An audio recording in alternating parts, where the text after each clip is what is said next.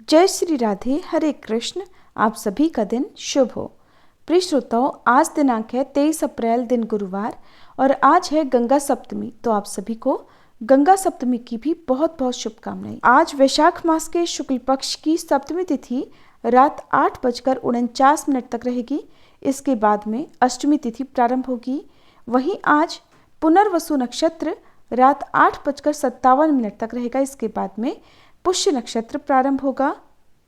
तो आज गुरु पुष्य योग भी बन रहा है और ब्रह्म मुहूर्त सुबह 4:26 से 5:14 तक रहेगा।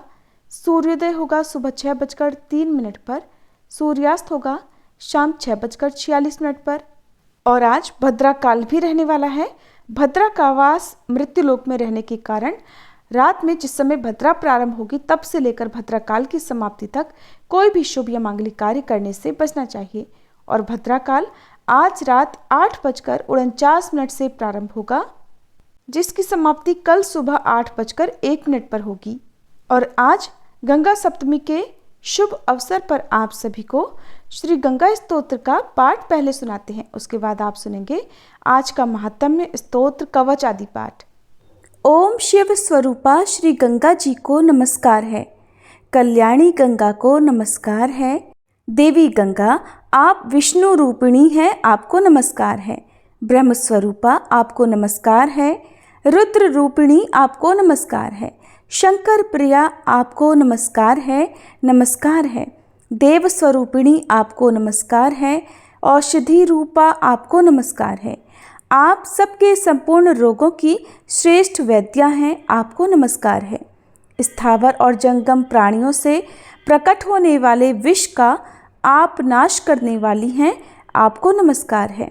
संसार रूपी विष का नाश करने वाली जीवन रूपा आपको नमस्कार है। आध्यात्मिक, आधिदैविक और आधि भौतिक तीनों प्रकार के क्लेशों का संहार करने वाली आपको नमस्कार है। प्राणों की स्वामिनी आपको नमस्कार है, नमस्कार है। शांति का विस्तार करने वाली शुद्ध स्वरूपा आपको नमस्कार है। सबको शुद्ध करने वाली और पापों की शत्रु स्वरूपा आपको नमस्कार है। भोग, मोक्ष तथा कल्याण प्रदान करने वाली आपको बारंबार नमस्कार है। भोग और उपभोग देने वाली भोगवती नामा से प्रसिद्ध आप पाताल गंगा को नमस्कार है। मंदाकिनी नाम से प्रसिद्ध तथा स्वर्ग प्रदान करने वाली आप आकाश गंगा को बार बार नमस्कार है। आप भूतल, आकाश और पाताल तीन मार्गों से जाने वाली और तीनों लोकों की आभूषण स्वरूपा हैं, आपको बारंबार नमस्कार है। गंगा द्वार, प्रयाग और गंगा सागर संगम, इन तीन विशुद्ध तीर्थ स्थानों में विराजमान आपको नमस्कार है। क्षमावती आपको नमस्कार है। गाहर्यपत्य, आहवनी और दक्षिणाग्नि रूप त्रिविध आग्नेयों में स्थित रहने वाली तेजोमयी आपको बार बार नमस्कार है। आप ही अलकनंदा हैं, आपको नमस्कार है। सुधा धारामयी आपको नमस्कार है। जगत में मुख्य सरिता रूप आपको नमस्कार है। रेवती नक्षत्र रूपा आपको नमस्कार है। बृहति नामा से प्रसिद्ध आपको नमस्कार है। लोकों को धारण करने वाली आपको नमस्कार है। संपूर्ण विश्व के लिए मित्र रूपा आपको नमस्कार है। सबको समृद्धि देकर आनंदित करने वाली आपको बारंबार नमस्कार है। आप पृथ्वी रूपा हैं, आपको नमस्कार है। आपका जल कल्याणमय है और आप उत्तम धर्म स्वरूपा हैं, आपको नमस्कार है। छोटे बड़े सैकड़ों प्राणियों से सेवित आपको नमस्कार है। सबको तारने वाली आपको नमस्कार है, बारंबार नमस्कार है। संसार बंधन का उच्छेद करने वाली अद्वैत रूपा आपको नमस्कार है। आप परम शांत, सर्वश्रेष्ठ तथा मनोवांछित वर देने वाली हैं, आपको बारंबार नमस्कार है। आप प्रलय काल में उग्र रूपा हैं, अन्य समय में सदा सुख का भोग कराने वाली हैं तथा उत्तम जीवन प्रदान करने वाली हैं, आपको नमस्कार है। आप ब्रह्मनिष्ठ, ब्रह्म ज्ञान देने वाली तथा पापों का नाश करने वाली हैं, आपको बार बार नमस्कार है। प्रणत जनों की पीड़ा का नाश करने वाली जगन माता आपको नमस्कार है। आप समस्त विपत्तियों की शत्रुभूता तथा सबके लिए मंगल स्वरूपा हैं। आपको बारंबार नमस्कार है। शरणागतों, दीनों तथा पीड़ितों की रक्षा में संलग्न रहने वाली और सबकी पीड़ा दूर करने वाली देवी नारायणी, आपको नमस्कार है। आप पाप, ताप अथवा अविद्या रूपी मल से निर्लिप्त दुर्गम दुख का नाश करने वाली तथा दक्ष हैं। आपको बारंबार नमस्कार है। आप पर और अपर सबसे परे हैं। मोक्षदायिनी गंगे, आपको नमस्कार है। हे गंगे, आप मेरे आगे हों। हे गंगे, आप मेरे पीछे रहें। हे गंगे, आप मेरे उभय पार्श्व में स्थित हो। और हे गंगे, मेरी आप में ही स्थिति हो। आकाशगामिनी कल्याणमयी गंगे, आदि मध्य और अंत में सर्वत्र आप हैं। गंगे, आप ही मूल प्रकृति हैं, आप ही परम पुरुष हैं तथा आप ही परमात्मा शिव हैं। शिवे, आपको नमस्कार है। जो श्रद्धापूर्वक इस स्तोत्र को पढ़ता और सुनता है, वह मन, वाणी और शरीर द्वारा होने वाले पूर्वोक्त 10 प्रकार के पापों से मुक्त हो जाता है। ये स्तोत्र जिसके घर में लिख कर रखा हुआ हो, उसे कभी अग्नि, चोर और सर्प आदि का भय नहीं होता। ज्येष्ठ मास के शुक्ल पक्ष में हस्त नक्षत्र सहित दशमी तिथि आदि बुधवार से योग हो, तो उस दिन गंगा जी के जल में खड़े होकर जो 10 बार इस स्तोत्र का पाठ करता है, वह दरिद्र हो या असमर्थ, वह भी उसी फल को प्राप्त होता है जो पूर्वोक्त विधि से यत्न पूर्वक गंगा जी की पूजा करने पर प्राप्त होता है। सभी प्रेम से बोलिए, गंगा मैया की जय। हर हर महादेव। अब सुनिए श्री कृष्ण कवच पाठ हिंदी में। देवर्षि नारद जी ने भगवान नारायण से पूछा, भगवान, अब मेरी ये सुनने की इच्छा है कि भगवान शंकर ने दयावश परशुराम को कौन सा मंत्र और कौन सा स्तोत्र और कवच दिया था। उस मंत्र के आराध्य देवता कौन है, कवच धारण करने का क्या फल है तथा स्तोत्र पाठ से किस फल की प्राप्ति होती है, वह सब कुछ आप कृपा करके बतलाइए। तब नारायण भगवान बोले, नारद, उस मंत्र के आराध्य देव गोलोकनाथ, गोप गोपीश्वर, सर्वसमर्थ, परिपूर्णतम स्वयं भगवान श्री कृष्ण हैं। शंकर जी ने रत्न पर्वत के निकट स्वयं प्रभा नदी के तट पर पारिजात वन के मध्य स्थित आश्रम में लोकों के देवता माधव के समक्ष परशुराम को त्रैलोक्य विजय नामक परम अद्भुत कवच विभूति योग से संभूत महान पुण्यमय स्वतराज नाम वाला स्तोत्र और संपूर्ण कामनाओं का फल प्रदान करने वाला मंत्र कल्पतरु नामक मंत्र प्रदान किया था। महादेव जी ने कहा, भृगुवंशी महाभागवत्स, तुम प्रेम के कारण मुझे पुत्र से भी अधिक प्रिय हो, अतः आओ कवच ग्रहण करो।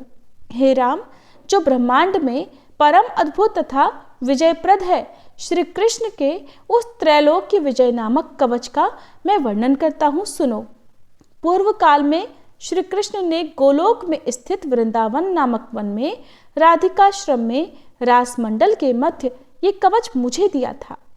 ये अत्यंत गोपनीय तत्व संपूर्ण मंत्र समुदाय का विग्रह स्वरूप, पुण्य से भी बढ़कर पुण्यतर, परमोत्कृष्ट है और इसे स्नेहवश मैं तुम्हें बता रहा हूँ, जिसे पढ़कर और धारण करके मूल प्रकृति भगवती आद्यशक्ति ने शुंभ निशुंभ महिषासुर और रक्तबीज का वध किया था, जिसे धारण करके मैं लोकों का संहारक और संपूर्ण तत्वों का जानकार हुआ हूँ तथा पूर्व काल में जो दुरंत और अवध्य थे, उन त्रिपुरों को खेल ही खेल में दग्ध कर सका हूँ, जिसे पढ़कर और धारण करके ब्रह्मा ने इस उत्तम सृष्टि की रचना की है, जिसे धारण करके भगवान शेष सारे विश्व को धारण करते हैं, जिसे धारण करके कूर्मराज शेष को लीलापूर्वक धारण किए रहते हैं, जिसे धारण करके स्वयं सर्वव्यापक भगवान वायु विश्व के आधार हैं, जिसे धारण करके वरुण सिद्ध और कुबेर धन के स्वामी हुए हैं, जिसे पढ़कर एवं धारण करके स्वयं इंद्र देवताओं के राजा बने हैं, जिसे धारण करके तेजो राशि स्वयं सूर्य भुवन में प्रकाशित होते हैं, जिसे पढ़कर एवं धारण करके चंद्रमा महान बल और पराक्रम से संपन्न हुए हैं। जिसे पढ़कर एवं धारण करके महर्षि अगस्त्य सातों समुद्रों को पी गए और उनके तेज से वातापी नामक दैत्य को पचा गए। जिसे पढ़कर एवं धारण करके पृथ्वी देवी सबको धारण करने में समर्थ हुई हैं। जिसे पढ़कर एवं धारण करके गंगा स्वयं पवित्र होकर भुवनों को पावन करने वाली बनी है। जिसे धारण करके धर्मात्माओं में श्रेष्ठ धर्म लोकों के साक्षी बने हैं। जिसे धारण करके सरस्वती देवी संपूर्ण विद्याओं की अधिष्ठात्री देवी हुई हैं। जिसे धारण करके परात्परा लक्ष्मी लोकों को अन्न प्रदान करने वाली हुई हैं। जिसे पढ़कर एवं धारण करके सावित्री ने वेदों को जन्म दिया है। भृगुनंदन, जिसे पढ़ और धारण करके वेद धर्म के वक्ता हुए हैं। जिसे पढ़कर और धारण करके अग्नि शुद्ध एवं तेजस्वी हुए हैं। और जिसे धारण करके भगवान सनत कुमार को ज्ञानियों में सर्वश्रेष्ठ स्थान मिला है। जो महात्मा साधु एवं श्री कृष्ण भक्त हो उसी को केवल यह कवच देना चाहिए, क्योंकि शठ एवं दूसरों के शिष्य को देने से दाता मृत्यु को प्राप्त हो जाता है। इस त्रैलोक के विजय कवच के प्रजापति ऋषि हैं, गायत्री छंद हैं, स्वयं रासेश्वर देवता हैं और त्रैलोक की विजय प्राप्ति में इसका विनियोग कहा गया है। ये परात्पर कवच तीनों लोकों में दुर्लभ है। ओम श्री कृष्णाय नमः सदा मेरे सिर की रक्षा करे।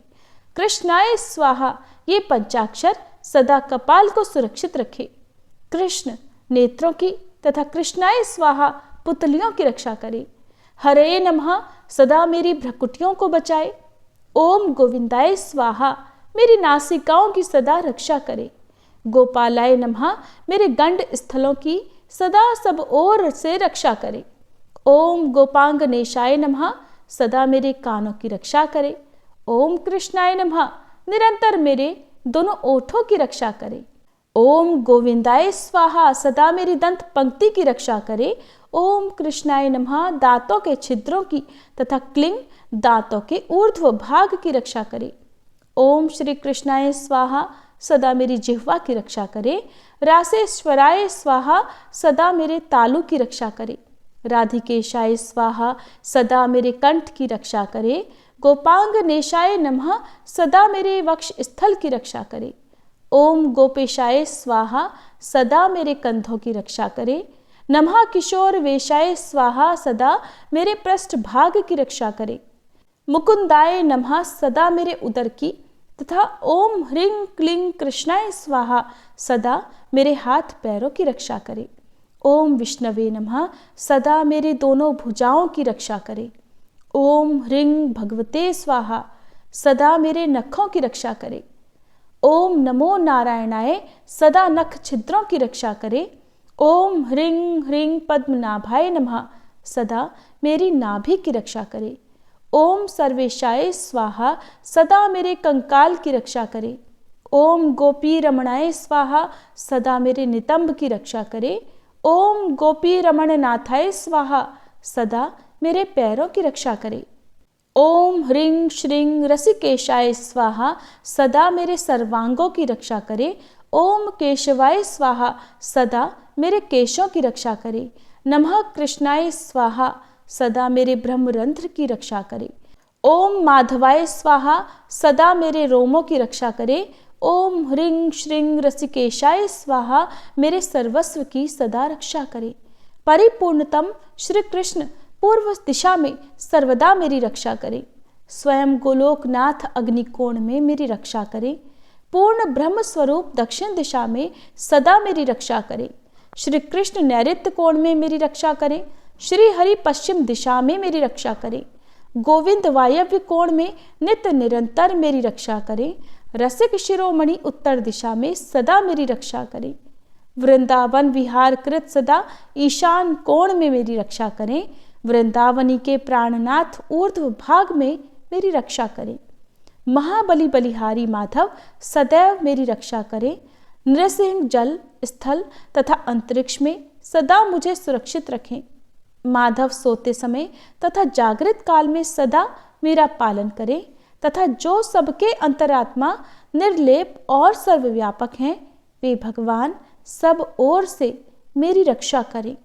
वत्स, इस प्रकार मैंने त्रैलोक्य विजय नामक कवच, जो परम अनोखा तथा समस्त मंत्र समुदाय का मूर्तमान स्वरूप है, तुम्हें बतला दिया। मैंने इसे श्री कृष्ण के मुख से श्रवण किया था। इसे जिस किसी को नहीं बतलाना चाहिए, जो विधि पूर्वक गुरु का पूजन करके इस कवच को गले में अथवा दाहिनी भुजा पर धारण करता है, वह भी विष्णु तुल्य हो जाता है, इसमें संशय नहीं है। वह भक्त जहाँ जाता है, जहाँ रहता है, वहाँ लक्ष्मी और सरस्वती भी निवास करती हैं।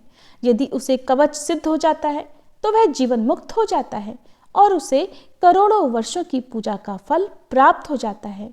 हजारों राजसूय, सैकड़ों वाजपेय, 10,000 अश्वमेध, संपूर्ण महादान तथा पृथ्वी की प्रदक्षिणा, ये सभी इस त्रैलोक्य विजय की 16वीं कला की भी समानता नहीं कर सकते। व्रत, उपवास का नियम, स्वाध्याय, अध्ययन, तपस्या और समस्त तीर्थों में स्नान, ये सभी इसकी एक कला को भी नहीं पा सकते।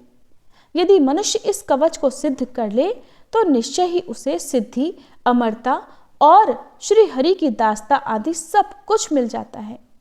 जो इसका 10 लाख जप करता है, उसे यह कवच सिद्ध हो जाता है, और जो सिद्ध कवच होता है वह निश्चय ही सर्वज्ञ हो जाता है।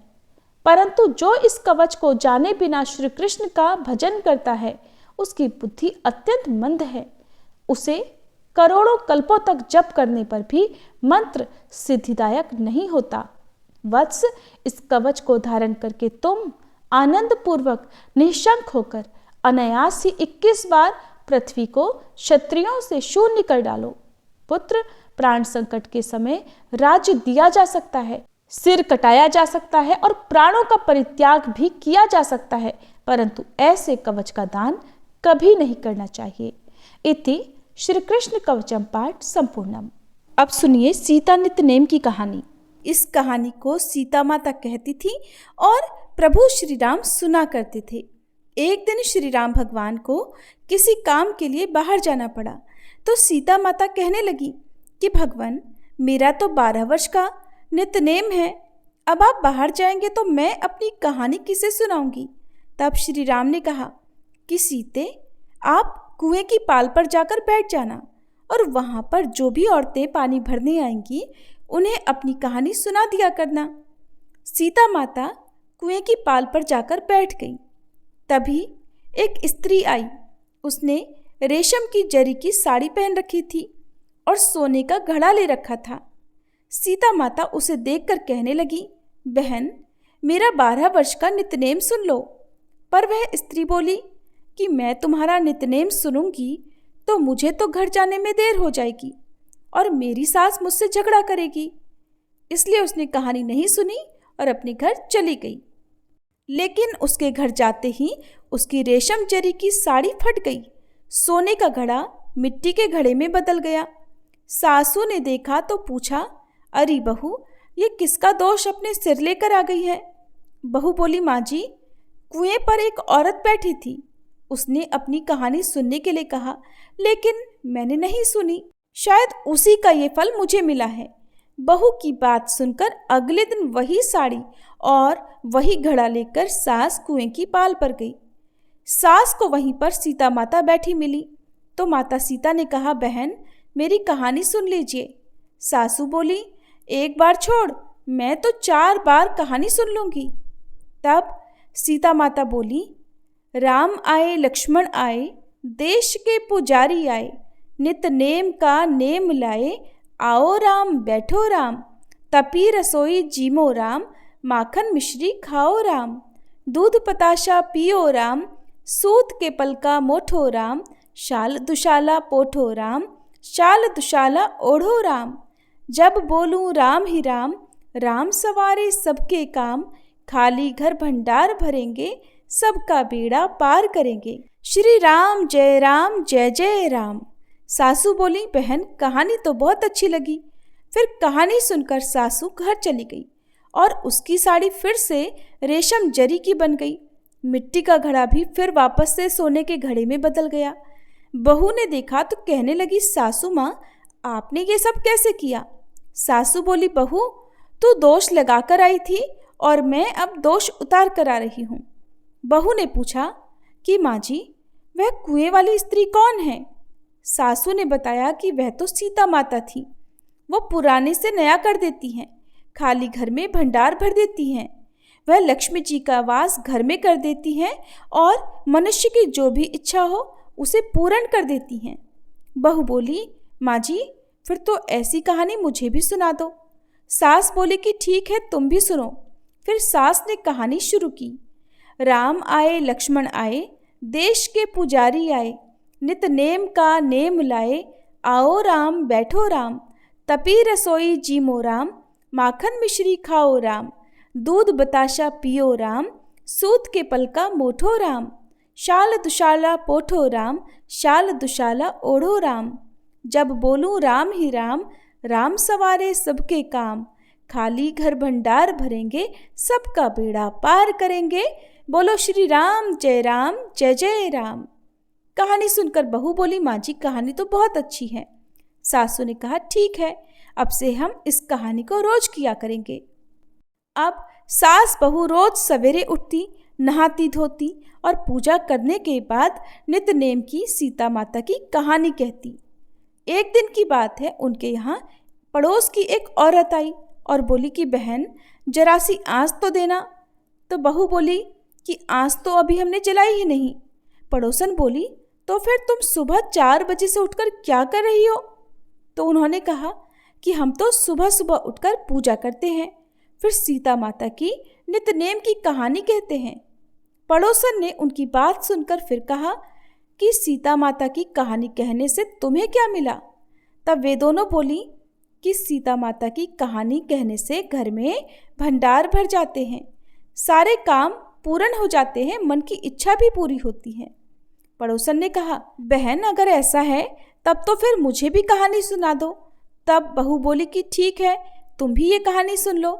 राम आए, लक्ष्मण आए, देश के पुजारी आए, नित नेम का नेम लाए, आओ राम बैठो राम, तपी रसोई जीमो राम, माखन मिश्री खाओ राम, दूध बताशा पियो राम, सूत के पलका मोठो राम, शाल दुशाला पोठो राम, शाल दुशाला ओढ़ो राम। जब बोलूं राम ही राम, राम सवारे सबके काम, खाली घर भंडार भरेंगे, सबका बेड़ा पार करेंगे, श्री राम जय जय राम। पड़ोसन ने इस कहानी को सुना तो कहने लगी, बहन, कहानी तो बहुत अच्छी लगी। अब वह पड़ोसन भी नितनेम सीता माता की कहानी कहने लगी। कहानी कहने से सीता माता ने पड़ोसन के भी धन के भंडार भर दिए। देखते ही देखते अब तो पूरे मोहल्ले में नितनेम की कथा चल पड़ी और हर किसी की मनोकामना पूर्ण होने लगी। हे सीता माता, जैसे आपने उन सभी के भंडार भरे, वैसे ही हमारे भी भरना। कहानी कहने वाले, सुनने वाले और हुंकार भरने वाले सबके भरना। सभी प्रेम से बोलिए, सीता मैया की जय। अब सुनिए वैशाख मास महात्म्य का आज का अध्याय। जैमिनी जी कहते हैं, ब्राह्मण की बात सुनकर शबर ने अविनाशी भगवान विष्णु का ध्यान करते हुए कहा, हे विप्रवर, हमने पहले से भी ये समाचार सुन रखा है कि इस तीर्थ में राजा इंद्रद्युम्न निवास करेंगे। चलिए पर्वत के ऊपर की भूमि पर चलते हैं। ऐसा कहकर शबर ब्राह्मण को उसी मार्ग से घने वन में ले गया। ऊपर ऊपर चढ़कर पत्थरों के कारण ऊंची नीची भूमि पर एक एक मनुष्य के चलने योग्य ही रास्ता था, और वह भी कांटों से भरा होने के कारण बहुत दुर्गम हो रहा था, और वहाँ प्रायः अंधकार ही अंधकार रहता था। शबर वाणी द्वारा बोल बोलकर ब्राह्मण को रास्ता बताता जा रहा था। इस प्रकार 4 घड़ी तक चलकर वे दोनों रोहिणी कुंड के तट पर जा पहुँचे। उसे देखकर शबर ने कहा, हे ब्राह्मण, ये रोहिणी नामक कुंड है, जो समस्त जलों की उत्पत्ति का कारणभूत महातीर्थ है। यहाँ स्नान करके मनुष्य वैकुंठ धाम में जाता है। इसके पूर्व भाग में ये महान कल्पवट है, जिसकी छाया में जाकर मनुष्य ब्रह्म हत्या का भी नाश कर देता है। इन दोनों के बीच में जो कुंज है, उसमें वेदांत प्रतिपादन साक्षात भगवान जगन्नाथ जी विराजमान हैं। इनका अब आप दर्शन कर लीजिए। दर्शन करके सभी पाप राशि का विनाश कर डालिए और इसके बाद मैं भवसागर में पड़ा हूँ, इस शोक और चिंता को सदा के लिए त्याग दीजिए। तब विद्वान ब्राह्मण विद्यापति ने प्रसन्न होकर उस कुंड में स्नान किया और दूर से ही मन, वाणी और मस्तक द्वारा भगवान को प्रणाम करके प्रसन्न मन से उनकी स्तुति की कि हे प्रभु, आप प्रकृति और पुरुष से सर्वथा अतीत पुरुषोत्तम हैं, सर्वव्यापी और परात्पर हैं। इस चराचर जगत को तरह तरह की अवस्थाओं में बदलने वाले आप ही हैं, जिनके चरण कमलों के संयोग से सर्व तीर्थमयी गंगा सब लोगों को पवित्र करती हैं। उन परम पावन भगवान श्री हरि को नमस्कार है, जिनके अंशभूत आनंद को पाकर संपूर्ण विश्व के प्राणी आनंदमय होकर जीवन धारण करते हैं। समस्त पापों से रहित उन ब्रह्म स्वरूप श्री विष्णु को नमस्कार है। प्रभु, आप निर्मल स्वरूप, कल्याण रूप, सब प्रकार की आसक्तियों से रहित और विश्व साक्षी हैं। आपको नमस्कार है। आपके असंख्य चरण, नेत्र, मस्तक, मुख और भुजाएं हैं। आप सबको जीतने वाले हैं। सभी जीव आपके स्वरूप हैं। आप सर्वरूपी परमात्मा को नमस्कार है। भगवान, इस असार संसार में चक्कर लगाने के कारण मैं रोग और शोकों से बहुत पीड़ित हो गया हूँ और आपके युगल चरणारविंदों की शरण में आया हूँ। आप इस सांसारिक दुख समुदाय से कृपया मेरा उद्धार कीजिए। प्रणव रूपी देवेश्वर भगवान विष्णु की इस प्रकार स्तुति करके उनके चरणों में मस्तक झुकाकर विद्यापति ब्राह्मण भगवान श्री विष्णु के आगे प्रणव मंत्र का जप करने लगे। जबकि अंत में शबर ने कहा, हे द्विजश्रेष्ठ, इस समय आप भगवान का दर्शन पाकर कृतार्थ हो गए। दिन बीत गया और आप थके मांदे और भूखे प्यासे भी हैं, इसलिए चलिए अब घर चलते हैं। इस घोर वन में हिंसक जंतुओं का निवास है, इसलिए हमारा यहाँ ठहरना उचित नहीं है। जब तक सूर्य की किरणों का प्रकाश है तब तक ही हम लोग अपने घर पहुँच जाएं। ऐसा कहकर ब्राह्मण के साथ शबर बड़ी तेजी से आश्रम को लौटा। ब्राह्मण भी आनंद सागर भगवान जगन्नाथ के ध्यान में डूबे हुए थे, इसलिए उन्हें भूख, प्यास और थकावट से मिलने वाले दुखों का भान ही नहीं हुआ। भगवत चिंतन में संलग्न होने से शरीर में उनकी आस्था ही नहीं रह गई थी। वे शरीर स्थिति से ऊपर उठ चुके थे, इसलिए कंटक राशि अर्थात कांटों से भरे हुए पत्थरों के ऊंचे नीचे दुर्गम रास्ते में चलते हुए भी उन्हें बिल्कुल कष्ट नहीं हो रहा था। घर पहुंचने पर शबर ने ब्राह्मण अतिथि को तरह तरह के पवित्र दिव्य पदार्थ देकर भली भांति उनका पूजन किया। इसके बाद शबर के दिए हुए राजोचित उपचारों से पूरी तरह तृप्त होकर ब्राह्मण को बड़ा विस्मय हुआ। उन्होंने चकित होकर कहा, साधो, तुमने मेरे सत्कार के लिए ये जो अलौकिक वस्तुएं समर्पित की हैं, उनका दर्शन तो राजाओं ने भी नहीं किया है। तुम्हारे घर में ऐसी दिव्य वस्तुओं का इकट्ठा होना बड़े आश्चर्य की बात है। तब शबर कहने लगा कि हे द्विजश्रेष्ठ, इंद्र आदि देवता प्रतिदिन दिव्य उपचार लेकर जगन्नाथ जी की पूजा करने के लिए आते हैं। पूजा करके भक्तिपूर्वक स्तुति और नमस्कार करते हैं। फिर गीत, वाद्य और नृत्य के द्वारा भगवान को संतुष्ट करके अपने अपने स्थान को लौट जाते हैं। ये सब दिव्य पदार्थ जगन्नाथ जी के प्रसाद हैं जो मैंने आपको अर्पित किए हैं। भगवान के इस प्रसाद को ग्रहण करके हम लोगों के रोग और बुढ़ापे का नाश हो गया है। जिसके सेवन से मनुष्य मोक्ष का भागी होता है, उस प्रसाद का अगर ऐसा प्रभाव हो तो ये कोई आश्चर्य की बात तो नहीं है। भगवत प्रसाद का ये दुर्लभ प्रभाव सुनकर ब्राह्मण के शरीर में रोमांच आया। आनंद के आंसुओं से उनकी आंखें बंद हो गईं और उन्होंने अपने आप को धन्य मानते हुए कहा, अहो, ये शबर कुल में उत्पन्न मनुष्य हर दिन अविनाशी परमात्मा का दर्शन करता है और उनके प्रसाद स्वरूप दिव्य भोग का उपभोग करता है। इस पृथ्वी पर चराचर जगत में इसके समान भाग्यवान तो दूसरा कोई है ही नहीं। इसके साथ मित्रता करके मैं भी अब इसी वन में निवास करूंगा। इस प्रकार बहुत देर तक विचार करके भगवान श्री विष्णु में मन लगाए रहने वाले उस ब्राह्मण ने शबर से कहा, अगर मुझ पर तुम्हारा अनुग्रह हो तो मैं भी तुम्हारे साथ मित्रता करूंगा। ये मेरे मन का महान निश्चय है और बड़े भाग्य से मेरी तुमसे मित्रता हुई है, तुमसे मेरा समागम हुआ है। अब तुम्हारे प्रसाद से मैं 2 स्तर भवसागर को पार कर जाऊंगा। वैष्णव के साथ मित्रता होना दुखमय संसार से पार करने वाला है। इसी को इस असार संसार सागर में सार वस्तु बताकर साधु पुरुष सदा इसकी सराहना किया करते हैं। तुम जैसे मित्र के साथ से कमल के समान नेत्रों वाले शंख चक्र गदाधारी भगवान विष्णु का फिर से मुझे दर्शन हो सकेगा। सखे, मेरे लौट जाने पर राजा इंद्रद्युम्न भगवान की आराधना करने के लिए यहीं आकर निवास करेंगे। उनकी इच्छा है यहाँ एक विशाल मंदिर बनवाएं जो भगवान को प्रिय है। जगन्नाथ जी की पूजा के लिए सहस्त्रों उपचारों का मैं प्रबंध करूंगा, ये उनकी महाप्रतिज्ञा है। सुनकर शबर ने कहा, हे सखे, ये भी पुरातन काल से वैसी ही बात प्रसिद्ध है जैसी कि आपने इंद्रद्युम्न के आगमन के बारे में कही है। केवल इतनी ही बात होगी कि राजा यहाँ नील माधव का दर्शन नहीं कर सकेंगे। भगवान ने यमराज से एक प्रतिज्ञा की है और उसके अनुसार वे शीघ्र ही स्वर्णमयी बालू में छुपकर अदृश्य हो जाएंगे। आपने महान सौभाग्य के फल से भगवान का प्रत्यक्ष दर्शन कर लिया है। इंद्रद्युम्न के आने पर निश्चय ही वे आंखों से ओझल हो जाएंगे, परंतु ये बात आपको राजा के सामने नहीं कहनी चाहिए। राजा जब यहाँ आकर भगवान को नहीं देखेंगे और अन्न जल त्याग कर मरने को तैयार हो जाएंगे, तब स्वप्न में उन्हें भगवान गदाधर का दर्शन होगा और उन्हीं की आज्ञा से वे भगवान की काष्ठमयी अर्थात लकड़ियों की 4 मूर्तियों को श्री ब्रह्मा जी के द्वारा स्थापित कराकर भक्तिपूर्वक उनकी पूजा करेंगे। इस प्रकार परस्पर पुण्यमयी चर्चा करके वे दोनों सुंदर स्थान में पल्लव बिछी हुई शैया पर सो गए। सवेरा होने पर दोनों ने तीर्थराज समुद्र के जल में विधिपूर्वक स्नान किया और भगवान माधव को प्रणाम करके राजा के रहने योग्य उत्तम स्थान का निश्चय करके फिर वे दोनों लौट आए। इसके बाद अपने मित्र से विदा लेकर ब्राह्मण रथ पर आरूढ़ होकर जिस प्रकार से आए थे उसी प्रकार से अवंतीपुर को चले गए।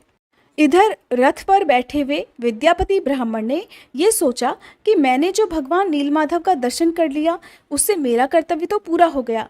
अब श्री पुरुषोत्तम क्षेत्र की परिक्रमा करके शीघ्र ही यहाँ से लौटूं। ऐसा निश्चय करके वे नाना प्रकार के वृक्षों से भरे हुए क्षेत्र और वन को देखते हुए उस समय उस पुरुषोत्तम तीर्थ की परिक्रमा करने लगे। परिक्रमा पूरी करके भगवान का ध्यान करते हुए बिना कुछ खाए पिए चले और शाम होते होते अवंतीपुर में पहुंच गए। दूतों ने महाराज को उनके लौटने का शुभ समाचार सुनाया। सुनकर महाराज इंद्रद्युम्न बहुत प्रसन्न हुए। वे भगवान जनार्दन की पूजा करके विद्वान ब्राह्मणों के साथ प्रसन्नतापूर्वक बैठे और विद्यापति के आने की प्रतीक्षा करने लगे। ठीक इसी समय प्रवेश मार्ग बताने वाले छड़ीदार सिपाहियों द्वारा और द्वारपालों द्वारा सूचित किए हुए रास्ते से अत्यंत उतावले हुए पुरवासियों के साथ विद्यापति ब्राह्मण ने भगवान नीलमाधव की प्रसाद स्वरूप सुंदर माला हाथ में लेकर राजा के आगे दरबार में प्रवेश किया। उन्हें देखकर राजा सिंहासन से उठकर खड़े हो गए और हे जगदीश प्रसन्न होइए ऐसा कहकर उनके पास गए। इसके बाद वे इस प्रकार बोले कि आज मेरा जीवन जन्म और कर्म दोनों ही दृष्टियों में सफल हो गया, क्योंकि इस समय मैं यहाँ प्रसाद माला के रूप में साक्षात माधव का ही दर्शन कर रहा हूँ। संसार के समस्त पापों का विनाश करने वाली भगवान श्री विष्णु के मस्तक पर चढ़ी हुई इस दिव्य माला को मैं प्रणाम करता हूँ। जिनके चरण कमलों की धूलि को अपने मस्तक में लगाकर श्री ब्रह्मा आदि देवताओं ने महान ऐश्वर्य प्राप्त किया है, उन भगवान विष्णु के श्री अंगों में लगे हुए उज्जवल अंगराग से संयुक्त पुष्पों की इस आधारभूत माला को मैं प्रणाम करता हूँ। हे नीलाचल के शिखर को विभूषित करने वाले पापहारी हरि, आपकी जय हो। शरणागतों की पीड़ा दूर करने वाले श्रीमान नारायण, मैं आपकी शरण में आया हूँ, कृपया मेरा उद्धार कीजिए। आंसुओं से भरी गदगद वाणी में इस प्रकार कहते हुए राजा इंद्रद्युम्न ने धरती पर मस्तक रखकर फिर भगवान को प्रणाम किया। उस समय उनके अंग अंग में रोमांच हो आया था। वे विद्यापति ब्राह्मण भी समस्त पापों से रहित होकर भगवान माधव का ध्यान करते हुए राजा के सामने उपस्थित हुए और इस प्रकार कहने लगे, महाराज, अपने तेज से संपूर्ण लोगों के पापों का निवारण करने वाले भगवान बुद्धिमान नीलाचल शिखर निवासी श्री माधव आप पर कृपा करें। ऐसा कहकर विद्यापति ने वह माला राजा इंद्रद्युम्न के गले में डाल दी। राजा ने भी उठकर अपने हृदय पर लटकती हुई माला को देखकर ऐसा माना कि इसके रूप में साक्षात भगवान लक्ष्मीपति ही मेरे हृदय में विराज गए हैं। फिर दोनों हाथ अपने मस्तक पर रखकर जोड़कर उन्होंने अपने नेत्र कुछ कुछ बंद कर लिए और आनंद के आंसुओं से गदगद कंठ होकर श्री हरि की इस प्रकार स्तुति करने लगे। राजा इंद्रद्युम्न बोले, समस्त संसार की सृष्टि, पालन और संहार रूपी शिल्प के कारीगर, आपकी जय हो। अपने विश्वरूप के रोम रोम में लीला से ही असंख्य ब्राह्मणों का भार धारण करने वाले हे नारायण, आपकी जय हो। प्रभु, आप सबके अंतर्यामी और शरणागतों का दुख दूर करने वाले हैं। ब्रह्मा, इंद्र तथा रुद्र आदि देवताओं के मुकुट से आपके चरणार बिंदों की विचित्र शोभा होती है। आप दीनों, अनाथों और विपत्तिग्रस्त प्राणियों की रक्षा में सदैव तत्पर रहते हैं। हे जगन्नाथ, हे भक्तवत्सल, मैं अनादिकाल से भ्रम में भटकने वाला दीन मनुष्य एकमात्र आपकी ही शरण में आया हूँ। आप कृपया मेरी रक्षा करें। इस प्रकार स्तुति करके राजा अपने आसन पर बैठ गए। उस समय गृहस्थ, ब्रह्मचारी, वानप्रस्थ और सन्यासी सभी उन्हें घेरे हुए थे। 18 विद्याओं में कुशल यज्ञकर्ता ब्राह्मणों के साथ राजा ने बहुत आदरपूर्वक विद्यापति जी का पूजन किया और अपने सामने चौकी पर बिठाकर आदि से ही यानी शुरुआत से ही कुशल समाचार पूछा। पुरुषोत्तम क्षेत्र के महात्म्य, नीलमणि विग्रहधारी भगवान विष्णु की महिमा तथा स्वरूप के बारे में भी प्रश्न किए। तब विद्यापति ने अपने अनुभव में आए हुए शबर द्वीप में प्रवेश से लेकर समुद्र में स्नान करने तक के पुरुषोत्तम क्षेत्र संबंधी सारे वृत्तांत को विस्तार पूर्वक कह सुनाया। नीलाचल पर चढ़ना, नील माधव का दर्शन करना, रोहिण कुंड में स्नान करना, कल्पवट की महिमा, नरसिंह आदि स्वरूपों की प्रतिष्ठा, 8 शिव और 8 शक्तियों की स्थिति, रथ से घूमकर देखी हुई पुरुषोत्तम क्षेत्र की लंबाई और चौड़ाई, सबका क्रमशः और बिल्कुल वैसे ही वर्णन कर दिया। यह अद्भुत वृतांत सुनकर राजा बहुत प्रसन्न हुए। प्रसन्न मन से उन्होंने कहा, भगवान, नीलेंद्र मणिमय विग्रह वाले भगवान श्री विष्णु के स्वरूप का भी अब यथार्थ वर्णन कीजिए। तब विद्यापति बोले, राजन, मैं भगवान जगन्नाथ की उस दिव्य मूर्ति का वर्णन करता हूँ जिसे इन चर्म चक्षु अर्थात नेत्रों से देखकर मनुष्य मोक्ष का भाजन बन जाता है। भगवान की वह मूर्ति बहुत प्राचीन तथा इंद्रनील मणि नामक पत्थर की बनी हुई है। ब्रह्मा, रुद्र और इंद्र आदि देवता प्रतिदिन जाकर उसकी पूजा करते हैं। यह दिव्य माला देवताओं ने ही पूजा में अर्पित की थी। राजन, ये न तो कभी मलिन होती है और न कभी इसकी सुगंधी कम होती है। भगवान के दिव्य उपहार में आए हुए प्रसाद के सेवन करने से मेरे सभी पाप क्षीण हो गए हैं और मैं देवताओं के समान अलौकिक तेज से संपन्न हो गया हूँ। क्या आप इस बात को नहीं देख रहे हैं? महाराज, वहाँ भोग और मोक्ष दोनों एक ही साथ स्थित हैं। बुढ़ापा, रोग और शोक आदि दुखों का वहाँ अत्यंत अभाव है। उस तीर्थ में विकसित नील कमल के समान विशाल नेत्रों वाले साक्षात भगवान जगन्नाथ प्रसन्न वदन से विराजमान हैं, जो शरणागतों को अमृतमय मोक्ष प्रदान करते हैं। राजा इंद्रद्युम्न ने फिर से पूछा, हे ब्राह्मण, जन्म से लेकर कुछ समय पहले तक तो आप कभी भी पुरुषोत्तम क्षेत्र में गए ही नहीं थे, फिर आपने वहां के दिव्य वृतांत को भला कैसे जान लिया? तब उन ब्राह्मण देवता ने जो कुछ भी बताया उसका वृतांत आप सब भी कल के अध्याय में जरूर सुनिएगा। अब सुनिए श्री कृष्ण चालीसा पाठ और तुलसी माता की आरती। बंशी शोभित कर मधुर नील जलद तन श्याम, अरुण अधर जनु बिंबा फल नयन कमल अभिराम, पूर्ण इंद्र अरविंद मुख पीतांबर शुभ साज, जय मन मोहन मदन छवि कृष्ण चंद्र महाराज, जय यदुनंदन जय जगवंदन, जय वसुदेव देवकी नंदन, जय यशोदासुत नंद दुलारे, जय प्रभु भक्तन के धृगतारे, जय नट नागर नाग नथैया, कृष्ण कन्हैया धेनु चरैया, पुनि नख पर प्रभु गिरिवर धारो, आओ दीनन कष्ट निवारो, वंशी मधुर अधर धरि तेरी, होवे पूर्ण मनोरथ मेरो, आओ हरि पुनि माखन चाखो, आज लाज भारत की राखो, गोल कपोल चिबुक अरुणारे, मृदु मुस्कान मोहिनी डारे, रंजित राजीव नयन विशाला, मोर मुकुट वैजंती माला, कुंडल श्रवण पीत पट आछे, कटी किंकणिका छन काछे। नील जलज सुंदर तन सोहे, छवि लखि सुर नर मुनि मन मोहे। मस्तक तिलक अलक घुंघराले, आओ कृष्ण बांसुरी वाले। करी पय पान पूत नहीं तार्यो, अका बका कागा सुर मार्यो।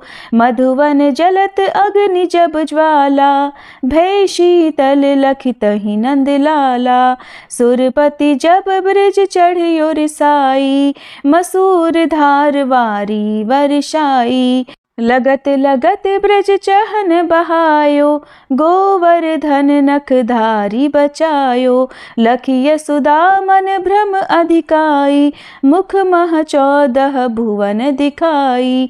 दुष्ट कंस अति उधम मचायो, कोटि कमल जब फूल मंगायो। नाथी काल यही तब तुम लीन्हे, चरण चिन्ह दे निर्भय कीन्हे। करी गोपिन संग रास विलासा, सबकी पूरण करी अभिलाषा। केतिक मह असुर संग हार्यो, कंस ही केस पकड़ दे मार्यो। मात पिता की बंदी छुड़ाई, उगर सेन कह राज दिलाई। मही से मृतक छहु सुत लायो, मातु देव की शोक मिटायो। भौमासुर मुर दैत्य संहारो, लाए 18 सहस कुमारो। दे भी नहीं तृण चीर संहारा, जरा सिंधु राक्षस कह मारा। असुर बकासुर आदिक मार्यो, भक्तन के तब कष्ट निवार्यो। दीन सुदामा के दुख टार्यो, तंदुल 3 मूठ मुख डार्यो। प्रेम के साग विदुर घर मांगे, दुर्योधन के मेवा त्यागे। लखि प्रेम की महिमा भारी, ऐसे श्याम दीन हितकारी। भारत के पारथ रथ हाके, लिए चक्र कर नहीं बल ताके।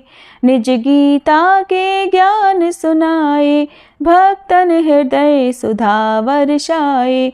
मीरा थी ऐसी मत वाली, विष पी गई बजा कर ताली।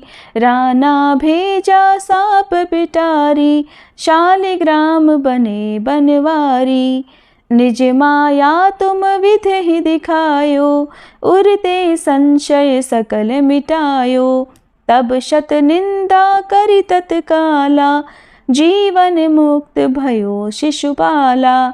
जब ही द्रौपदी टेर लगाई, दीनानाथ लाज अब जाई। तुरत ही वसन बने नंदलाला, बढ़े चीर भय अरि मुँह काला। असनाथ के नाथ कन्हैया, डूबत भंवर बचावत नैया। सुंदर दास आस उरधारी, दया दृष्टि की जय बनवारी।